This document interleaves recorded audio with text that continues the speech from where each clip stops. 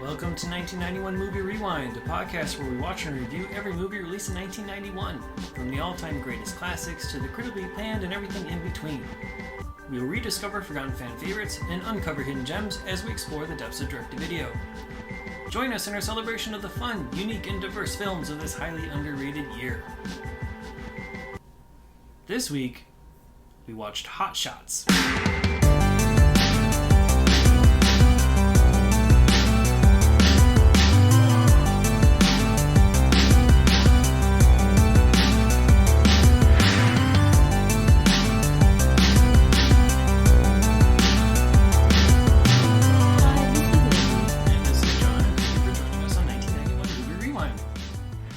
In Hot Shots, Charlie Sheen plays Topper Harley, one of the best pilots the Navy has ever seen. He had left the armed services after a tragic incident, but is being called back in for a critical mission to destroy Saddam Hussein's nuclear facilities. Screenplay by Jim Abrahams and Pat Proft, directed by Jim Abrahams, and released on July 31st, 1991. Have you seen Hot Shots before? Yeah. Yeah, I have too. I don't remember a whole lot about it though.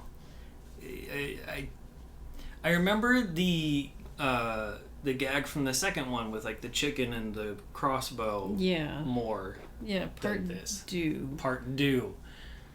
All right. I feel like I've seen part two more than part one, I guess. I wonder if part 2 is a better movie. I think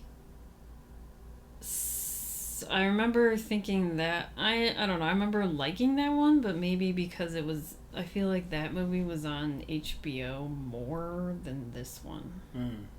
And whatever was on TV the most is what I watched. Yeah, that makes sense. I know that we rented this one. And the thing that I think I remember the most about this were two things. One was the erotic food eating scene. So like as a kid that sort of stuck out, like the olive from the belly button into her mouth. And then, yeah. Which they claim is not trick photography or, that's from 9.5 weeks. But, so that was sort of like a weird memory that came flooding back. And then also at the very end in the credits when you have like the images of the dead people at the end in the clouds. Oh, okay. Because I thought, and honestly, like when we watched Top Gun a few years back, I thought that was going to be in Top Gun since this is supposed to be like a spoof of Top Gun. Well, so I thought like, the people who died in Top Gun were going to, show up like in the Goose? Clouds. Yeah, like over the credits. That or would something. be too cheesy for Top Gun. I don't know. There are parts of Top Gun that are kind of cheesy. So yeah, that was. I also remember that kind of like slightly scaring me as a kid because I don't know. Anytime you see like people who are supposed to be dead, like moving, I don't know. It's like this weird thing, 10-year-old kid mentality. Kind of creepy, like ghost-like thing. This movie is not as good as Naked Gun 2. Yes. But it's not terrible. I just don't think it's quick-paced enough for what it's trying to do. As a spoof movie, I think it's fine. Like, it has a ton of jokes packed in there. Yeah, but I think it's like jokes for that time period only because I had to look some things up. Okay. Like that Charles Barkley thing. I don't know if you even... Well, I just assumed... I didn't know it was referencing a specific incident, and I think it was. Yeah. But I knew that they were both notorious, quote-unquote, bad boys at basketball. Yeah, I even found the YouTube clip of their fight that references. Okay. Because I was like, I don't know, reading the trivia about it, and the whole thing... Because in my mind, I'm like, oh, they just have Charles Barkley there. Yeah. But I'm like, but why is he there? Yeah, and I know that, like, okay, Bill Lambier, who was the guy in the face mask who Barkley was fighting, he has a Super Nintendo game called Bill Lambier's Combat Basketball. Right? He's known as being, like, an instigator. He's he's a, I don't want to say tough guy. I mean, he was, I guess, like a but bad boy. Yeah, he was. He was part of the Bad Boy Pistons, which was like Dennis Rodman and Bill Laimbeer, and they were troublemakers on the court. Like they were instigators and like caused havoc and shit. That's part of their appeal. Like, too young to know that, because I just always thought like Dennis Rodman was the quote bad, but Yeah, I mean that sort of spurred from the Pistons era. Okay. So yeah, I'm with you. So like that, basically they have a 2-second cutaway shot as part of an entire rumble in this whole bar where Topper Harley is confronted by Kent Gregory, played by Cary Elwes, who is his rival in this movie, and one of them pushes the other, and then someone calls out for a fight, and so everyone in the bar just starts fighting each other randomly. Yeah, and then that's when they show Charles Barkley. Then they have a little cutaway shot, which is kind of interesting. It's an interesting concept of push, and then everyone just like pairs up and just starts fighting whoever's next to them for no reason, and then it stops. Was there any other stuff that you had to look up that you can think of? That was the main one. But okay. Then it's just like a lot of the jokes were... The other one that I was kind of curious about was also sports related. The boxing match, where they have these two fighters. So, like, part of the thing is... The plot really doesn't matter. Like, I don't know if you've seen Top Gun. But so I mean, yeah, like someone is trying to do something nefarious, and so they meet somebody at a boxing match to talk about how well their plan is going, and part of the joke is that the boxing match is between two fighters managed by Don King, notorious boxing promoter of Mike Tyson and some of I those guess other guys. If you don't know who Don King is, but part of the joke is also that someone throws like a phantom punch. It's clearly way far away from the other guy, and the other boxer just falls down, like the fight's rigged. And so I was like, is that referencing a specific incident, or is that just because of I don't know. So did it, or do you know? I'm not 100% sure. I saw something about how there may have been like a phantom punch at a Muhammad Ali fight that Don King was involved with. So maybe it was referencing something from that far back. But it could just be that, Don King maybe was assumed to have rigged his fights. And so you have two Don King fighters fighting against each other, do minimal damage, steal people's monies, one punch and it's done, and... it could be something as simple as that. Like something that you would only know at that time, kind of like with Naked Gun 2.5 with the Zsa Zsa Gabor slap. Right. Yeah, But I knew about that one for some reason. I don't know. I mean, that was on all kinds of like late night monologues and stuff like that. It's just like I wouldn't have known about these sports things when I was like 10 years old. But I do think some of the jokes, I don't think there were a whole lot of... I mean, some of the jokes in here, I was just like, I don't even know how to explain it. Like, it tried too hard. It either tried too hard or it was too obvious of a setup. Yeah, like the whole thing with Dead Meat where he's about to fly and he's talking to his wife and, a black cat goes by. He goes underneath a ladder. His wife breaks the mirror. Yeah. Like all these, like, superstitions of bad luck. And how he keeps talking about all these like amazing things like, oh, I've solved climate change, or I have all the evidence of who killed JFK, but I'll give it to you when I get back. Right. Like that joke is supposed to be funny, but to me I feel like that's like something you see at a random improv like student workshop thing. I don't know. Yeah, I think it sort of works because of how long and prolonged it is. Like, it's sort of, like, unfunny long enough that it becomes a little bit funny. Yeah. But... Yeah, and then, like, when he dies, and it's like, Yeah. He's like, oh, I can fly, like he did a Peter Pan reference, like, Wendy, I can fly. Mm-hmm. And I was like... Because he gets hit by an ambulance. He survives the plane crash, and the ambulance comes to pick him up and gets hit by the ambulance. But I feel like, the ambulance part made me laugh, though. Like, when they were trying to shove him into the ambulance. Sure. Yeah, and he's just getting beat up the whole time. Just the way that they were treating him, and like they were going over all these bumps and stuff, and his body inside the ambulance is being like, you know, flopping up and down, left to right. That was funny. And then he gets... I think the funniest part was at the very end when, you know, he's going into the hospital room with the doctor. Yeah. And the doctor's talking about how he's like bad at his job and stuff like that, and you know, yeah, that whole part was funny. It was like patient. It was like leading up to it was. But yeah, it's such a long chain of stuff. Yeah, and it kind of becomes humorous because it's going so long. Yeah.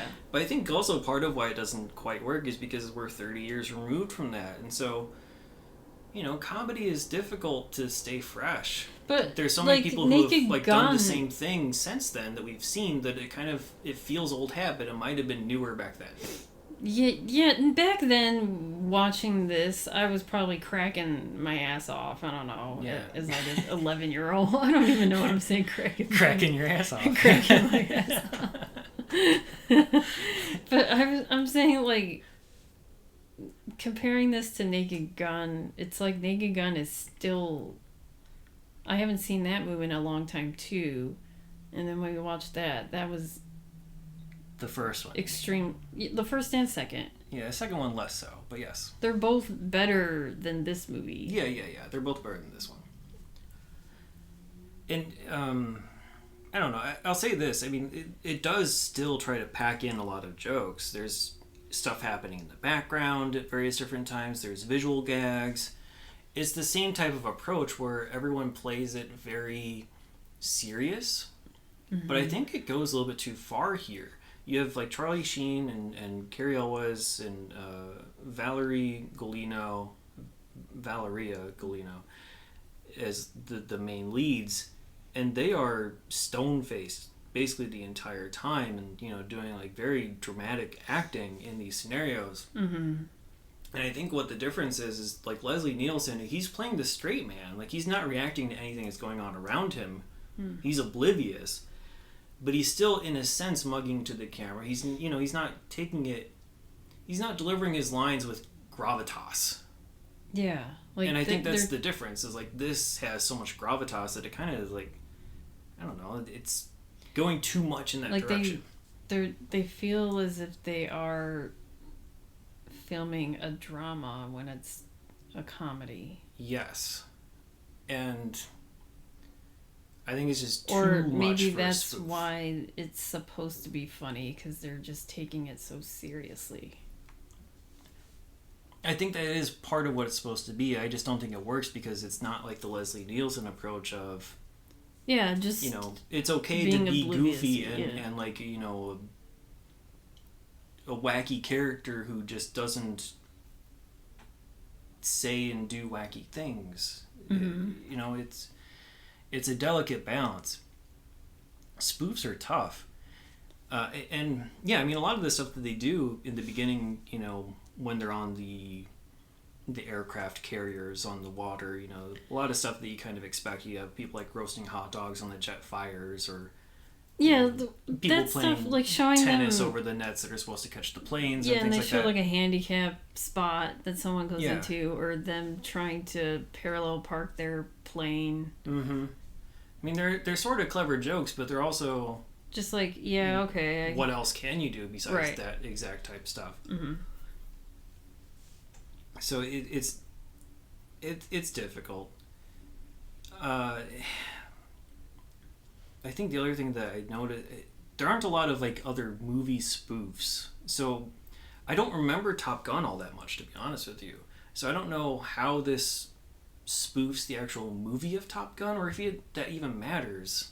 Yeah, I haven't. It's been a while. And then I was like, wait, was Kelly McGillis, was she a therapist? I thought she was an instructor, because, you know, Valeria is like a therapist. Mm-hmm.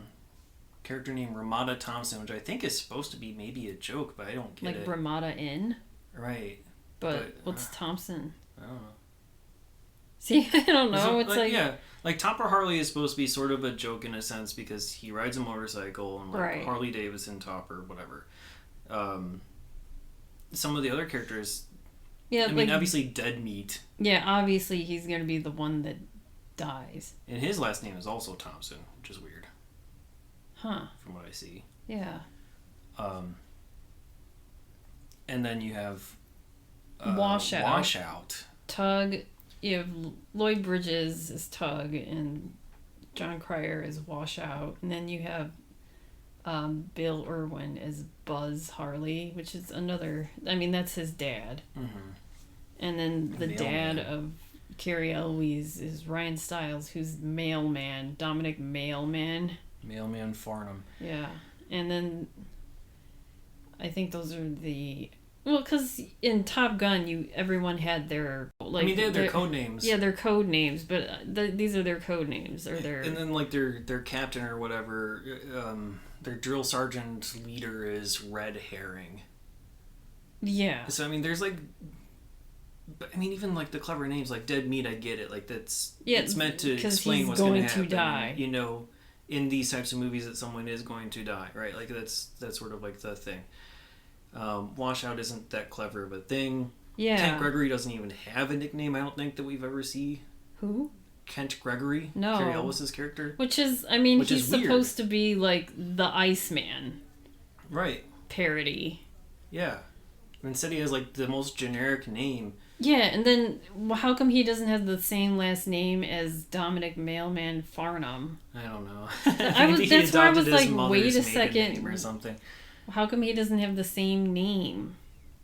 But I mean, that was probably one of the best sequences in the movie to me. Is okay, so he explains that he's Kent Gregory's dad when they're all being introduced in the barracks, and then Washout comes and says, "Oh, I'm so sorry, my dad was the hunter that killed your dad." Yeah, that was funny. And then it like goes into like this huge chain of coincidences and like, you know, connections so that everyone in the barracks were connected, and I thought that was pretty clever. Yeah, that was funny. Yeah, I liked that. And then, you know, it had like Christy Swanson is like the token woman in, you know, this, because there always has to be like a woman in the Air Force or in the Navy or whatever. And I mean, that whole joke was like how the sergeant was always calling her ugly or mistaking her for a man. Make sure you shave your facial hair or something like that was one of the lines. Yeah, it was just like, she's obviously like a pretty woman and he's like, straighten up your back, soldier, you look ugly slouching like that, when she's like still just standing straight. I don't know. the pretty woman in that group. I wish that there would have been more to do with some of these characters. I mean, because I don't know, a couple of them got nicknames and they didn't do a whole lot. Yeah, I don't understand. It's such a large cast. I don't understand Washout or even Tug. I mean, Washout was in there a lot. He's in it, but... He was the catalyst for Dead Meat dying, because he gets sort of kicked out, and then he takes Topper's place, because Topper's late to arrive for the mission, and so, you know, he causes the plane crash. And then he becomes, like, the radar guy, and the whole thing is that he has bad eyesight.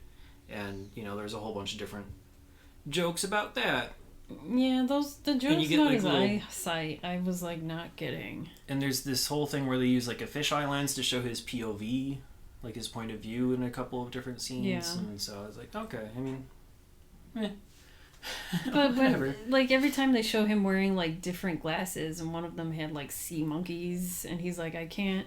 Oh, because he was crying. He was so emotional, so, like, his glasses were filling up like fish tanks. Oh, okay. I thought it was like a different pair of glasses every time they showed him. No,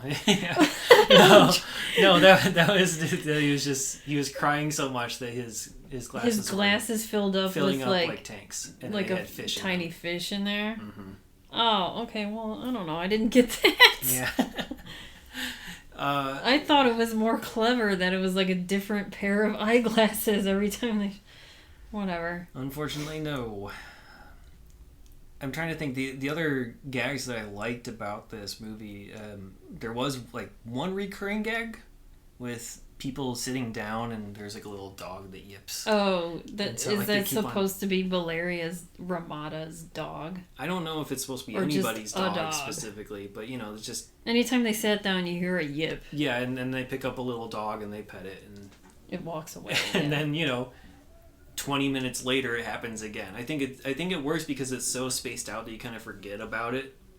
Yeah, because even like near the end, the dog appears. Right. And then, do you think that opening scene where Topper meets Ramada, is that a Cool as Ice reference? Oh, yeah, I was thinking about that. So he's on his motorcycle and he sees a girl on a horse doing tricks and riding, and then they sort of do a trick off. Like, he's doing stuff on his motorcycle, she's doing all kinds of stuff on her horse and like treating the trees as parallel bars and doing gymnastics and stuff. So, like, is that a Cool as Ice reference? But Cool as Ice came out after. Yeah. Cool as Ice was released in October of 91. Yeah. And this is, This July. is July. So I feel like that's just a coincidence. How could they know? I don't know, but the scenes seem very similar, don't they? Yeah, I was thinking the same thing, but how would they know? I don't know. Is Cool as Ice a Hot Shots reference? Well, the way Probably that... not. I don't think so. I No. think that was just... Maybe there's like a horse motorcycle. I don't even know. What, that's just a thing in 1991? Yeah, I don't know. If we see it in a third movie, then... It'll be like, what's the deal with Yeah. it? I mean, if It'll be like overcrowded hospitals. If there was a motorcycle... motif. Well, there was a motorcycle in Wild Hearts Can't Be Broken, but there wasn't like a scene Not with the alongside a horse. Yeah. I know. Yeah. I don't know. We'll keep it... If anyone knows, let us know. But it seemed too on the nose for it to not be a reference to that. I thought the same. I was like, oh, this is Cool as Ice. And then that's when I had to look up which was released first. This movie was released first. And there's no way that there was a scene in Top Gun where... No, Kelly McGillis was on not riding a anything. horse. Yeah, I didn't think so. I don't know. That was very odd, and it was a long scene compared to Cool as Ice, which is pretty short. Mm-hmm. I mean, that scene was whatever. Yeah, it was fine. But again, a lot of this stuff is just, you kind of expect what the jokes are going to be. Yeah, and then they show, like, the whole montage when they're falling in love, falling in love, I guess, where they start referencing other scenes of movies like Superman. Yeah, and Gone with the Wind. Gone with the Wind. They do some... Rocky. Yeah. I'm trying to think of, like, other scenes. I think those are the main three, and it's just weird. And he's singing they have, like, Only You. Yeah, like a weird lip sync of Only You. A lot of 50s music, 60s Motown. But that's the primary soundtrack of this, which is fine. It's a little weird, but... Well, because, I mean, Top Gun had, him singing to Kelly McGillis in the bar. Do you remember that? Not really. That's what... So that's what that's supposed to be. Supposed to be. Well, sort of, because then you have that bar scene. That's when they had the fight. But before the fight, it was Valeria who... That's another reference to, like, the Fabulous Baker Boys. Oh. Where she's on the piano. Yeah. Well, I mean, that's also kind of a trope, probably before Fabulous Baker Boys, of the woman singing on top of the piano. Yeah. Yeah. And then he comes in and starts playing the piano. Right. And then that's when that fight scene starts with, him and Carrie Elwes. I just think there's... I will say that I think there's a good enough balance between jokes and plot. Like I said, the plot kind of doesn't matter. I mean, the one thing, it's also kind of like cringy but I know it was referencing like Dances with Wolves, where he's like hidden in like the desert with, he has like an older American Indian man just with him, and they have that peace pipe, which when they suck on it, it's actually a helium balloon. And then when they talk, they do that chipmunk voice, and I was like, I mean, I probably thought that was funny when I was like 10, but watching it now, I was just like, yeah, like those scenes. But I know they're referencing Dances with Wolves. Yes. Yeah, there's a couple... Because he's like this recluse that, just lives in a tent with this older American. And then the way that they're supposed to be speaking like in like a native language, but he's just saying like random like cities.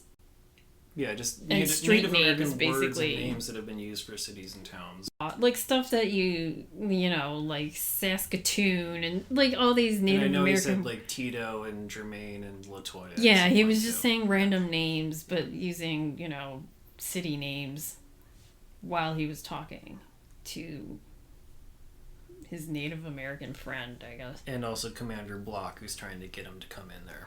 Yeah. But then I forgot what his...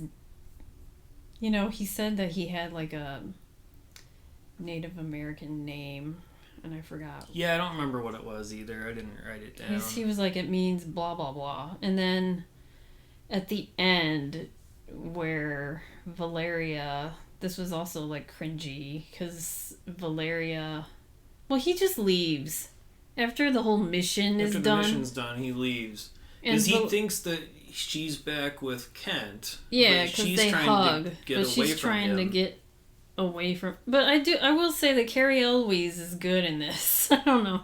I think they're all good. I don't think the acting is bad at all. I think in terms of comedic acting, you got Lloyd Bridges as Admiral Benson, who does it best. He's closer to it. But, I mean, he's been in Airplane 1 and 2. He knows the routine. He knows like how to do it like Leslie Nielsen would, and he's also a comedic actor. He had his own like comedy show in the 60s and everything, and so this is kind of like the beginning of, well, I guess Princess Bride is like more of the beginning of Carrie Elwes doing comedy. Probably. Because then, after this he does Robin Hood Men in Tights. Yes. Which is a better spoof movie. Yeah, he had done, things like The Bride, which is a sort of horror movie with Sting, and he'd done Days of Thunder. He's in Dracula and Twister and stuff like that. Yeah, he has, done some episodes of The X-Files and Saw later than this, and Stranger Things, and he's actually going to be in the new Mission Impossible that's coming up soon, too.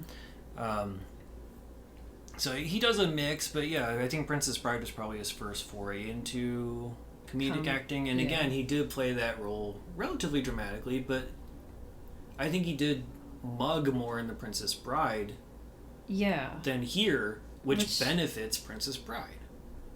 Yeah, he does the same in Men in Tights. Probably, yeah. It's been a long time since I've seen Men in Tights. It's not since like 1993 when it came out did I see that movie. I know that's one of your favorites. Yeah, it is one of my favorites. So if we ever do 93 movie rewind, that'll be like episode 1. That'll be like my top 10. Yeah. So I mean, I don't think the acting's necessarily bad in this. It just doesn't fit the comedic tone for most of these people. I think William O'Leary as Dead Meat Thompson did a good job with it too. John Cryer, I don't know. Washout was fine. I think just his character is bad. Yeah, I was like, who is he supposed to be referencing in... Well, like in Top Gun, all I remember the characters are, Maverick, Goose, and the Iceman. I don't remember, like, any of the other characters, quote unquote, in Top Gun. Yeah, in the squadron. Yeah. I know there are more. Those are Mm-hmm. just like the 3 main characters. Yeah, and And even then- here, I mean, you have people who are high up on the credits list who have character names. Like, I don't remember what they did or even if they had a line. And Kowalski, played by Christy Swanson, had 2 lines in the whole thing, pretty much. I mean, the parts where they referenced her like being ugly. I mean, that was all She like was just just there like calling for, her like, one ugly, scene. even though she's like this pretty woman. Yeah. And the funny part with her was when they did that whole referencing like, oh, they all like had all this stuff in common. It's like, oh, you grew up in blah blah blah, and it's like, oh, we're cousins. Mm-hmm. I don't know. Most of this movie just didn't land for me. There were a couple of good scenes. I kind of liked the flashbacks with Buzz and Mailman, especially the second one where you got The to second see, flashback like, was funny. Bill Irwin did such a great amount of like slapstick comedy there, which I think makes sense. I didn't find this. I should have looked it up. I didn't. I think Bill Irwin had played like Buster Keaton or something like that, or Laurel, or maybe What, Stan like in Laurel in some feature or something like that. Oh, and that's why. And so like he knows how to do this stuff. Clearly, I think he was really good, like walking against the wind and doing all kinds of physical comedy while he was trying to like fix this plane that's going down. Mm-hmm. Well, Like, Ryan Stiles, the using, like, mailman, is masking like tape hurry and- up, man! Like, Yeah. like I'm about to crash. How dare you? Mm-hmm. Um, This poor guy is like, he's getting like duct tape and whatever. Yeah, and then, stapling like a the plane stapler. back together and all I this. mean, yeah, that was funny. And it's just good physical comedy to watch. And then he does like this, Stretch Armstrong thing where the wing is flying off. Yeah. And he's trying to keep the wing on by, clinging onto the plane, and then his hands are on the wing. And his whole body stretches. Yeah, And then exactly. and then it shows his socks, and then like Ryan Stiles is like, "Oh, those are my socks." Just Yeah. like naming all these things. Yep. But yeah, so I mean that's a really good scene, and I think Bill Irwin has a lot of range as an actor, by the way. So I think we've talked about Elmo's World, Mr. Noodle at some point before. I don't remember how it came up in a past episode, but Bill Irwin is Mr. Noodle in Elmo's World. So kids will know him from that. But he also has done stuff like winning the Tony for Best Actor in 2005 for Who's Afraid of Virginia Woolf. Like, if that doesn't show you range, then I don't know what does. So,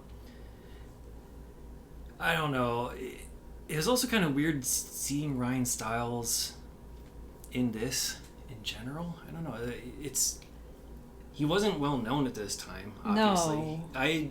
I knew him from the British version of Whose Line Is It Anyway? Because he started that in 1989.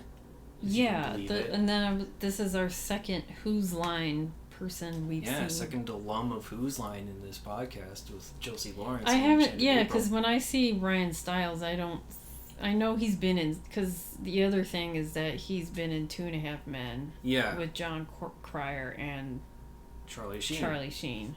I wonder if they talk about this movie on the set back then. Right. But he hasn't done much acting.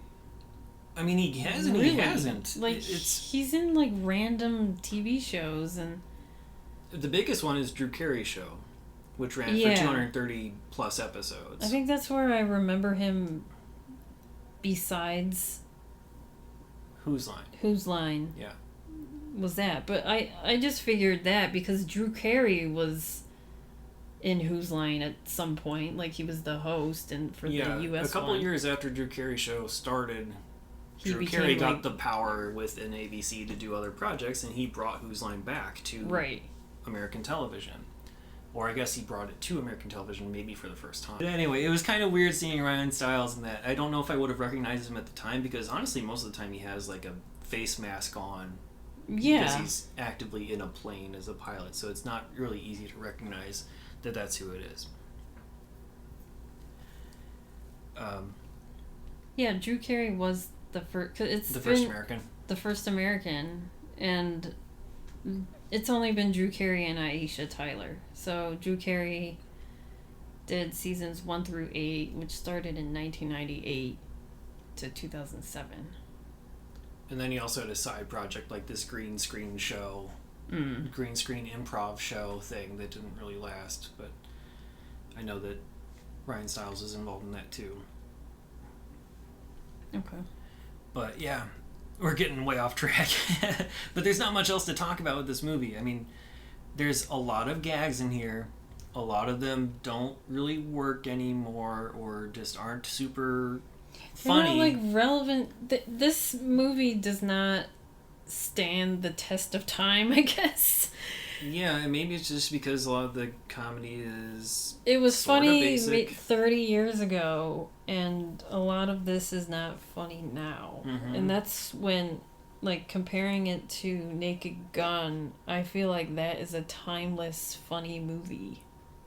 Yeah, I think there's a lot more things that come out of left field.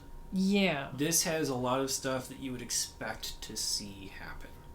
So even though they're gags of, you know, stuff that happens upon landing and takeoff, and, you know, people having stuffed Garfields on their windows of their plane and stuff that, and how's my flying stickers, you know.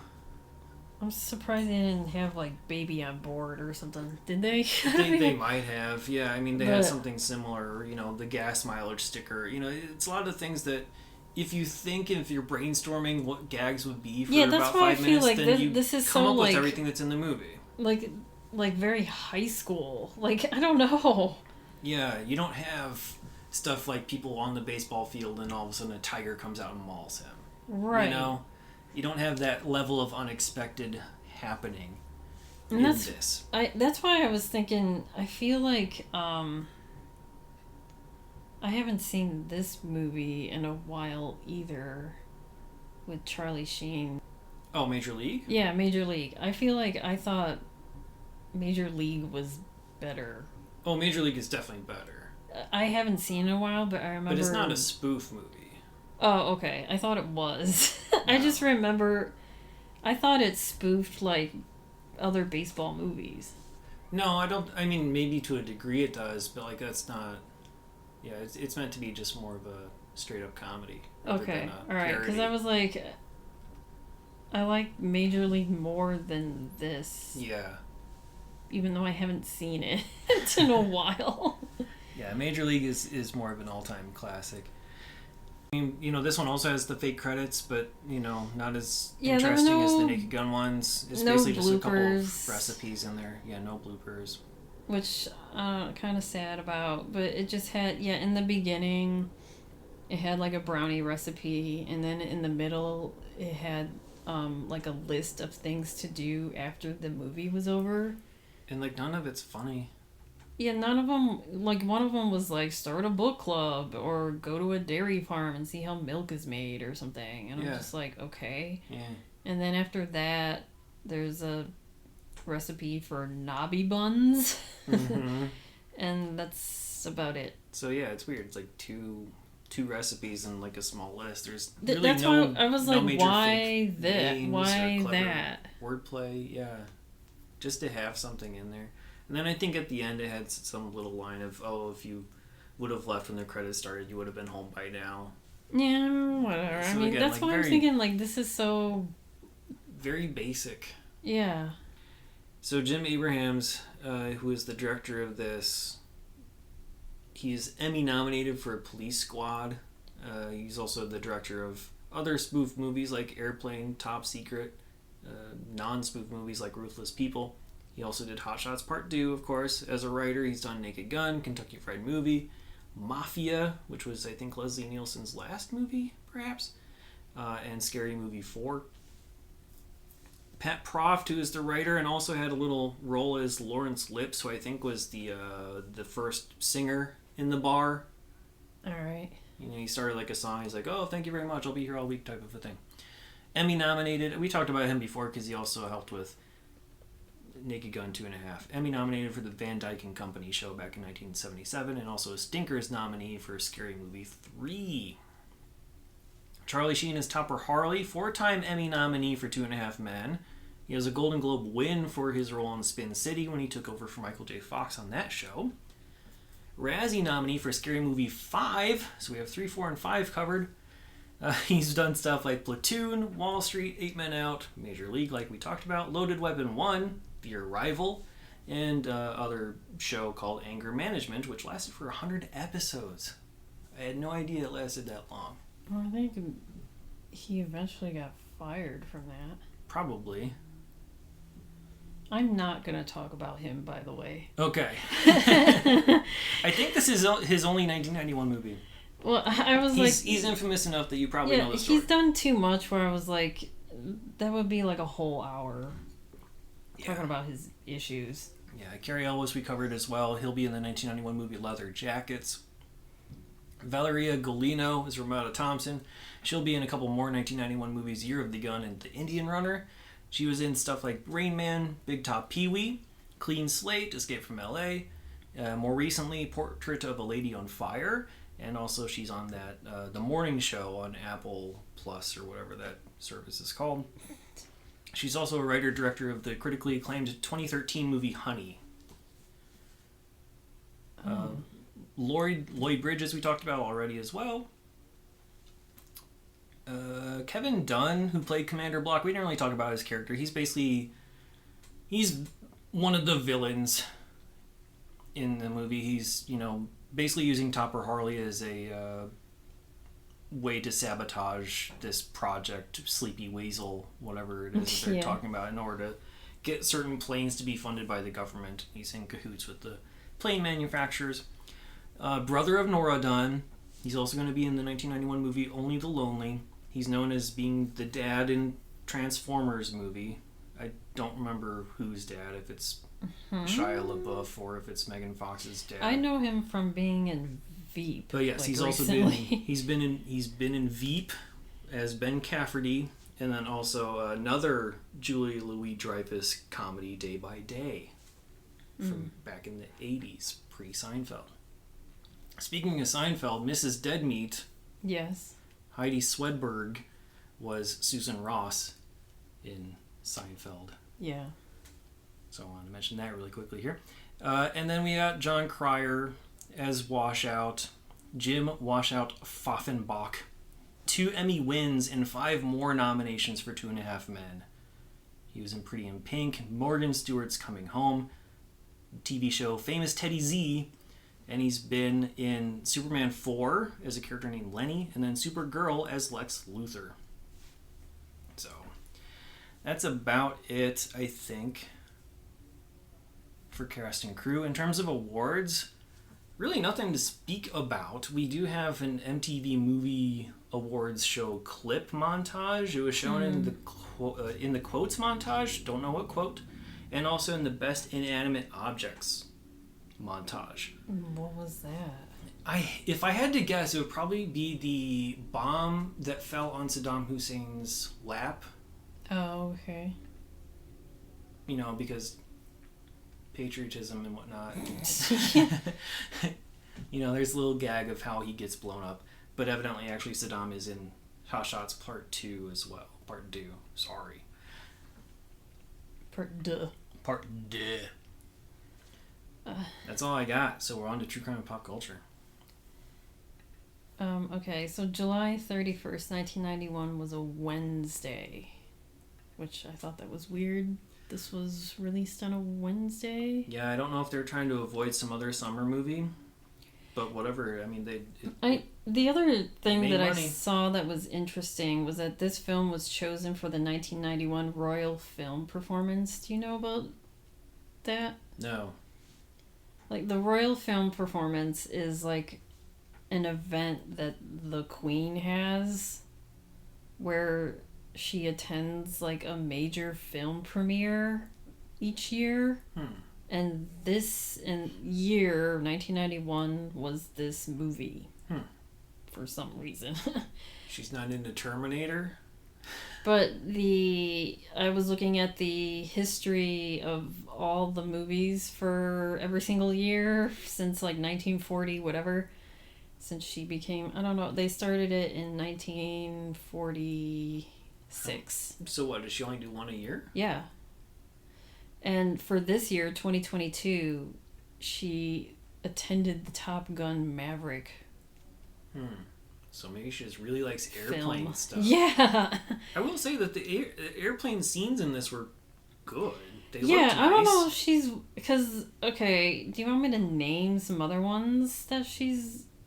for each year? Yeah, you could do a couple. So, they... Obviously, for COVID, they didn't do anything in 2021 or 2020. But 2019, she went to 1917. Before that was Spectre. And then before that was the second best exotic Marigold Hotel. Okay. I'm like, how are these chosen? Do they have like British connections for a couple of those? I mean, 1917, that makes sense. Yeah, that one I understood. But I just... The second best Marigold or whatever, I think that's, like a British. Yeah. Yeah. Maybe. I don't know, did she do Hot Shots Part 2? For 93? Yeah. She did The Man Without a Face for 1993. Oh. I know. So what happened... A couple things that happened on July 31st was that Russia and U.S. signed a long-range nuclear weapons reduction pact. Okay. And the Senate votes to allow women to fly combat aircraft on this day. So what, Kowalski was illegal up to this point? Guess so. I just thought that was interesting when this movie came out. Women were allowed to fly combat aircrafts. Moving on to TV. So we have a TV guide, which we can scan some of these. Yes, it's a special TV guide. Yeah, the 2000th issue. And, I mean, we're going to have... This TV guide especially had a lot of interesting ads that I want scanned. we'll put a couple in there. But on TV, on ABC, these were all repeats because it's summertime. But then, you still have the summer shows. Mm-hmm. So on ABC was The Wonder Years, Growing Pains, Doogie Howser. Those were all repeats. And then after that was a show we talked about like a couple weeks ago, The Man in the Family. I think that's the one with Ray Sharkey in it. Okay. Because I know there was that, and then there was that other one that had the same title pretty much. And in the TV guide, the episode says that this is the last episode, a 7-week run. So this was the last episode, the 7th episode, which is a touching and introspective story in which Sal, played by Ray Sharkey, gets a revealing look at himself. And then Good for him. Yeah, and then it's like they knew it was gonna end. Yeah, maybe it was meant to be a limited series. I don't know. And after that, there was a busted pilot, but I was having problems trying to find this. Okay. Because it's just called Deadline. Oh, yeah, that's a tough one to find. Because I kept on getting, like, Dateline. But, when I kept on looking it up, I did Deadline 1991, and it kept on referencing a Tales from the Crypt episode. Oh, interesting. But this is ABC. But there was a Tales from a Crypt episode on this night at the same time. And I was like, did they just show a Tales from the Crypt episode? I doubt it. Either way, the Tales from the Crypt episode was about a down-on-his-luck journalist who looks to crack the mystery of a killer stalking the homeless. So, but in the TV guide, do you see anything called Deadline? No. So in the TV guide, the online thing might just be wrong. It could be. In the TV guide, in the ABC slot, it was at 9 p.m. It's a show called, it just says crime drama, The Bay City Story. It's about a San Francisco TV reporter aided by his new researcher focuses his investigation on a mobster after the murder of a fellow journalist and the mobster's girlfriend. And then it says this is not an ABC announced fall schedule. So I wonder if that was the busted pilot. Yeah, it could be. Or maybe certain markets had different ones, too. Yeah. Okay. And then on CBS, they had an episode of The Police Squad, which I thought was funny. Wow. And then there's a show called Morton and Hayes. Do you know anything about... Have you heard about this show? I'm, like, extremely curious. It's a comedy series that was directed and created by Rob Reiner and Christopher Guest. Okay. And it's only, like, a short-lived 6-episode show, I guess. Mm-hmm. But it's kind of like a documentary spoof, so kind of like how Documentary Now is. Sure, okay. Now. Yeah. Where it's like each episode is a 30-minute presentation style of a documentary in which the host Rob Reiner introduces a long-lost comedy film short. And it starred Kevin Pollak. And this episode was Morton and Hayes scares up some notable guest stars, this time featuring Penelope Ann Miller and Michael McKean in a horror movie spoof. So I'm like really curious to watch this show. And the episode was called The Bride of Mummula.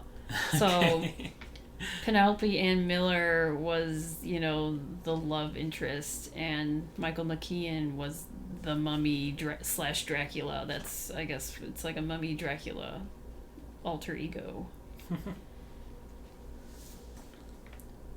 I'm interested. I'm ready for it. Yeah, and then after that was Circus of the Stars. Oh, okay. I watched those things back then, yeah. I enjoyed that stuff. I don't know if I did. If it had animals, I obviously didn't watch it. Yeah, I think we've had this conversation on here before, yeah. Okay, yeah. Anything with, like, I don't know, using animals for entertainment just bothers me. And so on NBC, there was an Unsolved Mysteries, which we can probably talk about some other time. Yeah, we did not watch it for this. And after that, these are all repeats of Night Court, Seinfeld, and Quantum Leap. And then moving on to music, the bottom 5 of the Billboard 100 as of August 2nd, 1991. I went down a rabbit hole again. Number 100 was this song called Borrowed Love by the Bingo Boys. And we talked about the Bingo Boys a few weeks ago because they did a dance rap song with the rapper Princess, which I spoke about before. She was a backup singer for Vanilla Ice. Yeah. So this is their second hit. Okay. Kind of like the B-side, because this song is not as great as the other song that was on the charts. But it peaked at number 71, and it was 6 weeks on the chart. And then this next song, number 99, was by this group Desire, and the song is called Forever Amore. The video for this is amazing to me. It's all like I found out that they are like a Chicago-based freestyle group. I've never heard of them or this song, but now I'm obsessed. And just the video shows like the water tower or something like that, and like them Chicago landmarks. Yeah, just stuff. random Chicago landmarks, but it's like them like sort of singing and dancing in a fountain. It was 9 weeks on the charts, and it peaked at number 77.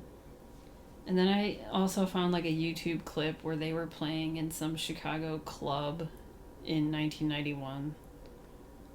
But, you know, it was like very bad like feedback. It was like someone recorded it on their camcorders. Because on the corner of it said like April blah blah blah 1991. Yeah.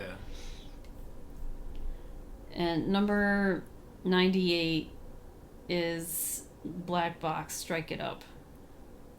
Which we... You may not know by name, but if you heard it, you know it. You would know it. It's like a Jock Jams staple. That's 18 weeks on the chart, and it peaked at number 8. Number 97 is... Man, I went down a rabbit hole with this person, sort of. Because I've never heard of this song or her. Number 97 is a song called Pump It Nice and Hard by this rapper. She's a white lady by the name of Icy Blue. Okay.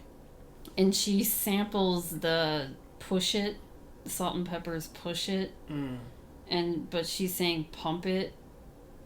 And I looked her up, and her real name is Laurel Yurchik. She's from Austin, Texas, and she only had 2 songs that were on the Billboard 100, but she was like very popular in Australia for some reason. And then I found out last year, so this is true crime. Last year, she was a part of a federal drug trafficking charge. There's 21 people were arrested April 2021 on federal drug trafficking charges in Austin, Texas. Interesting. That's what she's been up to. She's 47 years old now. Wow. But I couldn't find anything else. I just Googled her name, and this is like one of the first things that came up. It was like, oh, okay, she's drug trafficking. Yeah, she's doing good. Number 96 is Glenn Frey. Do you know who he is? Glenn Frey? Frey. Okay. Yeah, Glenn Frey. This song, Part of Me, Part of You, I've never heard this song, but it's on the Thelma and Louise soundtrack. Oh. So we might talk about, or we'll hear it. Yeah, when we watch Thelma and Louise. That was 13 weeks on the charts, and it peaked at number 55. The Icy Blue song was 5 weeks on the chart, and it peaked at 78. So we'll move on to rankings and ratings. Where on your 1 to 5 star scale are you going to put Hot Shots? All right, I'm going to give this a 2. Yeah, I think I gave Nikki Gun 2.5 a 2.5. If I gave it a 2 on my 0 to 4 star scale, I'm still going to give this a 2, but it'll be like lower than Nikki Gun. Like the movie's fine. I think I gave Naked Gun a 3. Yeah, I think you probably did. It's been so long now. We're on what, episode like 65, 64, something like that. So yeah, it's not as good as Naked Gun, but it's really not terrible. It just doesn't land. A lot of the jokes don't work this day and age. Every movie is worth watching once. Would you watch this again? Sure. Like, I would watch I'm curious about the second one. Me too. I definitely want to watch the second one before I watch this a second time. Man, it's tough to put this over, again, either of the 2 Naked Guns. I'd watch Loaded Weapon 1 with Charlie Sheen before I'd watch this again. I'd go with other spoof movies and see how those are instead. Yeah. I don't know, maybe just airplane stuff isn't my thing either. So you don't like Top Gun? Top Gun was fine. I don't understand why it's like an all-time classic. Oh. But again, I'd have to probably watch it again now because it's been so long. Yeah, maybe you're just not into airplane stuff then. Yeah. I'm not super into horses and I'm not super into airplanes. And then perhaps. those were two things that were showcased. that's this whole thing. Maybe that's why I like the dog joke the most. I also really like the joke about like when the guy was getting the blood transfusion and the person who was giving the blood just kind of collapsed on himself. Yeah. That was interesting. Anyway, it's not our first choice. We'll say that in terms of watching it again. But if you out there want to watch Hot Shots, as of this recording on May 2022, it's available through YouTube with ads or digital rental VHS DVD. As always, check your local listings. As for us, you can listen to us on all your major podcasting platforms. Please remember to rate, review, subscribe, tell your friends.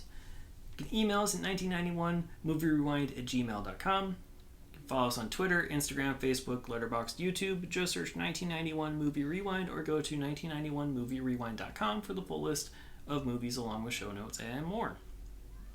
Next week, we're starting June and we're going to do a word association month. We're starting with A Brighter Summer Day. That's available on Criterion Channel, Canopy, digital rental, DVD. We will see you then.